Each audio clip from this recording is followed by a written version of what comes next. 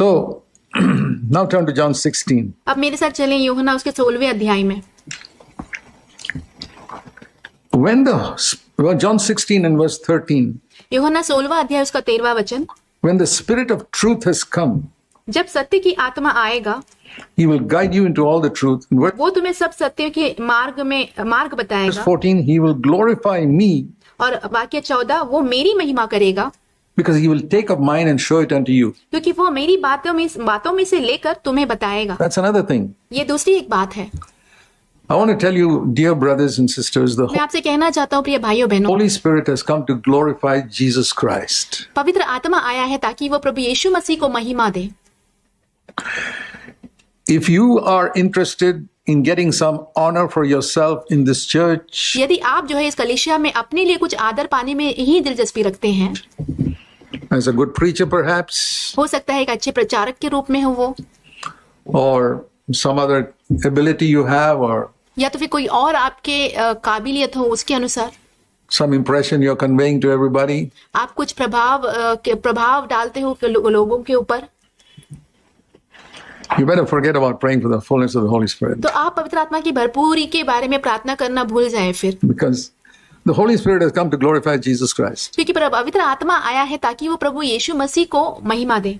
It says here very clearly in verse 14. यहाँ पे वाक्य 14 में जो है बहुत ही स्पष्ट रूप से ये कहा गया है, So if the passion of your life यदि आपके जीवन का जो जुनून है is to glorify Jesus Christ, वो प्रभु यीशु मसीह को महिमा देना है, our Father who art in heaven, my number one request is, मेरे पिता जो आप स्वर्ग में हो, मेरे सबसे पहला निवेदन ये है hallowed be your name. कि आपका नाम पवित्र माना जाए।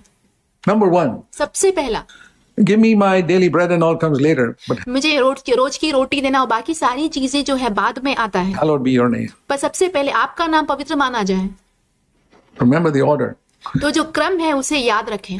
He will glorify me. वो मेरी महिमा करेगा। And then he says, और फिर वो कहते हैं, verse 16, this is the 16वां वचन, verse I wanted to come to. ये एक ऐसा वचन है जहाँ पे मैं आना चाहता था। A little while and you will no longer see me. थोड़ी देर तुम मुझे ना देखोगे, And again a little while and you will see me. What does that mean? और फिर थोड़ी देर में मुझे देखोगे, इसका मतलब क्या है?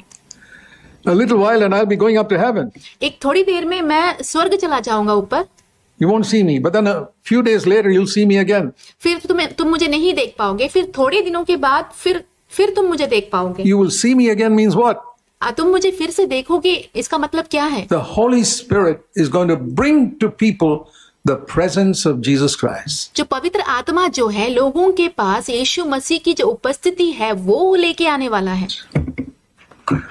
That to me is the unmistakable mark तो ये मेरे लिए एक अचूक चिन्ह है of a person filled with the Holy Spirit. एक ऐसे व्यक्ति का जो कि पवित्र आत्मा से भरपूर हो। At least for myself, I've taken that. कम से कम मेरे लिए तो मैंने ये लिया है। To me, the gift of tongues is not the greatest thing. मेरे लिए अन्य भाषा का वरदान जो है सबसे महान बात नहीं है। The gift of being able to preach powerfully, very useful, but it's not the greatest thing for me. एकदम सामर्थ्य रूप से प्रचार करना जो है हो सकता है कि वो लाभदायक हो, परंतु वो मेरे लिए सबसे महान बात नहीं है। The presence of Christ प्रभु मसीह का जो मसीह की उपस्थिति जो है, that makes me, the Holy Spirit makes me aware जो कि पवित्र आत्मा जिसके बारे में मुझे जागरूक करता है। when I'm talking to my wife, जब मैं अपने पत्नी से बात कर रहा हूँ तब, or when I'm alone somewhere, or all by myself when I wake up in the middle of the night, या तो फिर अकेले में कहीं पे हूँ, या तो फिर आधी रात को जब मैं ऐसे उठ जाता हूँ तब Jesus is there. यीशु वहां होते हैं तब। Dear brothers and sisters, प्रिय भाइयों बहनों, you can have that if you long for it. आप उसे पा सकते हैं यदि आप उसकी तीव्र इच्छा रखो अपने मन में। Jesus said, if anyone is thirsty, प्रभु यीशु ने कहा कि यदि कोई प्यासा हो come to me. तो मेरे पास आए हो।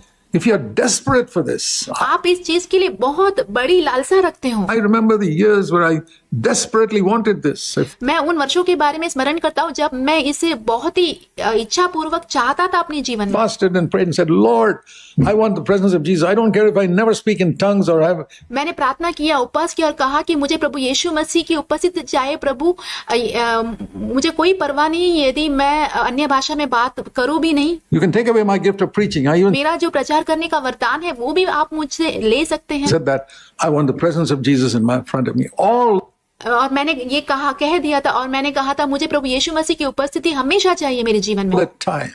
हर समय चाहिए। You pray for that, my brother, sister. God is no respecter of persons. भाइयों बहनों, आप उस बात के लिए प्रार्थना कीजिए। परमेश्वर जो है कोई भी परमेश्वर जो है मनुष्यों के बीच में कोई पक्षपात नहीं करता। What he did for me, he'll do for you. जो प्रभु ने मेरे लिए किया है वो आपके लिए भी करेंगे। So the presence of Jesus तो प्रभु यीशु की जो उपस्थिति है is the main thing. वो सबसे मुख्य बात है। Now let me turn to Acts chapter 2. अब मैं चलता हूँ प्रेतों के काम उसके दूसरे अध्याय में। And Peter is quoting the life of Jesus here. यहाँ पे पतरस जो है प्रभु यीशु मसीह के जीवन के बारे में वचन कहते हैं। Just one verse. सिर्फ एक ही वचन। Verse 24, Acts 2:24. God प्रेतों के काम दूसरा अध्याय उसका 24वां वचन। raised him up from the dead, putting the agony of death. उसी को परमेश्वर ने मृत्यु के बंधनों से छुड़ाकर जिलाया। Verse 23, after he was nailed to a cross. वाक्य 23 में उसको क्रूस पर चढ़वाकर मार डालने के बाद। And then verse 25, this is the verse I want you to see. David says of Jesus. तो ये वाक्य 25 जो मैं चाहता हूं कि आप देखें, यहाँ पे दाऊद जो है प्रभु यीशु मसीह के बारे में कहता है।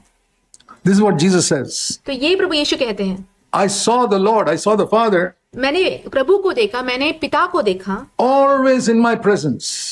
अपने सर्वदा अपने सामने मैंने देखा।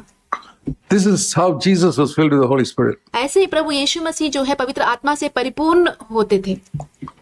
The presence of the Lord the Father was always there. He was always at his right hand. प्रभु की उपस्थिति जो है, पिता की जो उपस्थिति जो है हमेशा उसके सामने होता था और वो मेरी दाहिनी ओर है। So he was not shaken.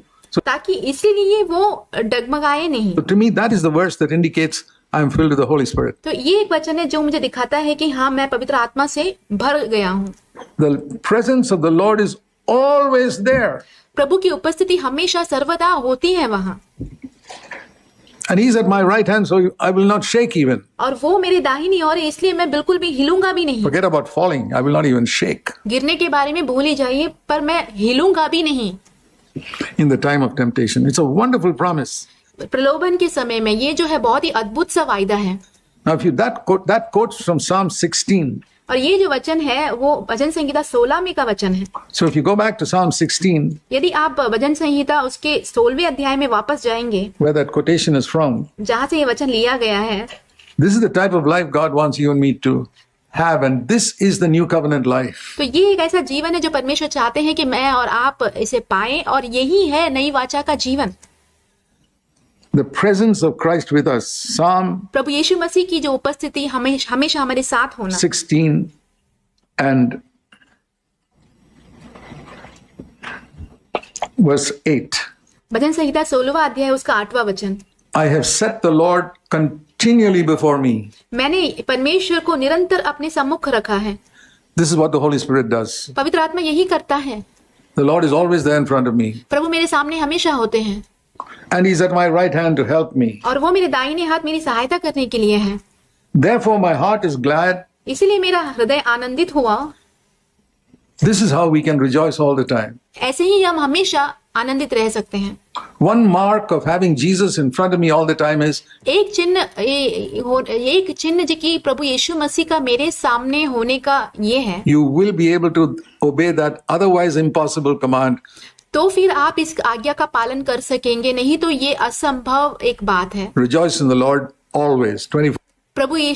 प्रभु में हमेशा आनंदित रहने का 24x7। 4/7. There will never be a time when you cannot rejoice. ऐसा कोई भी एक समय नहीं होगा जब आप आनंदित नहीं हो पाते हो, Because Jesus is there. क्योंकि प्रभु यीशु वहां है।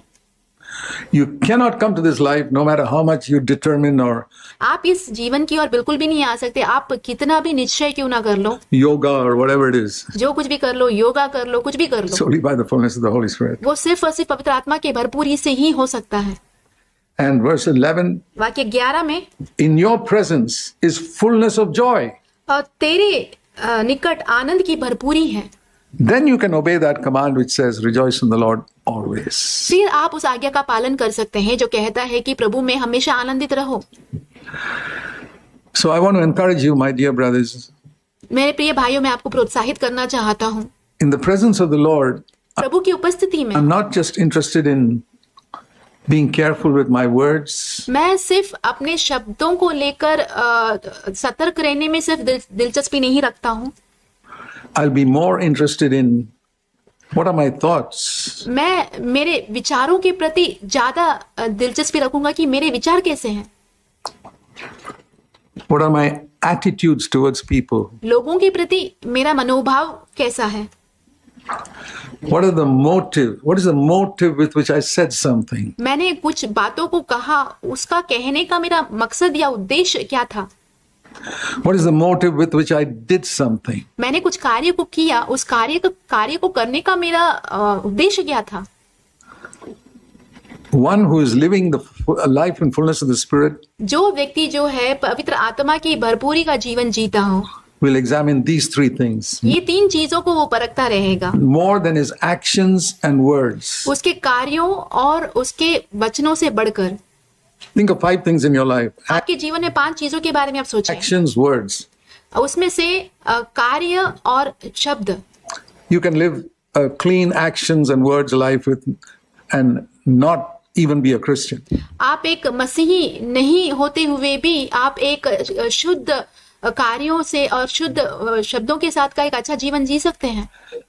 A true Christian, पर एक सच्चा मसीही जो है, when the Holy Spirit makes presence of Jesus real, he becomes more concerned about his thoughts. What am I? जहाँ जिसके जीवन में पवित्र आत्मा जो है प्रभु यीशु मसीह की उपस्थिति जो है उसके जीवन में एक वास्तविक रूप में लाता है, वो जो है उसके सोच विचार के बारे में ज्यादा दिलचस्पी रखेगा कि मेरा सोच कैसा है, Thinking. What am I thinking about this person मैं इस व्यक्ति के बारे में क्या सोच रहा हूँ, and that person या तो फिर उस व्यक्ति के बारे में when he's not there? जब वो मेरे सामने नहीं होता है। I act very nice to him, but what am I thinking about him? मैं उसके सामने अच्छे से बर्ताव करता हूँ, परंतु मैं उसके बारे में सोचता क्या हूँ। Secondly, दूसरी बात, what is my attitude मेरा मनोभाव क्या है towards different people? अलग अलग लोगों के प्रति। And third, तीसरी बात, what is my motive मेरे उद्देश्य क्या है, with which I did something or said something? जिसके जिस उद्देश्य को रखकर मैंने कुछ कार्यों को किया था या तो फिर कुछ बोल दिया था। If you are living a life of being cleansing yourself in these 3 areas, यदि आप अपने जीवन में इस 3 क्षेत्रों को जो है शुद्ध करते हुए अपने जीवन को बिताते हैं, not words and actions, those a lot of people do. कार्यों और शब्दों को नहीं, ये बहुत सारे लोग करते हैं, Thoughts, सोच, attitudes, मनोभाव, motives, उद्देश्य, you're on the right path. तो फिर आप सही मार्ग में हैं। Ask God to fill you with the Holy Spirit. परमेश्वर से मांगे कि वो आपको पवित्र आत्मा से भर दे। Amen. आमीन।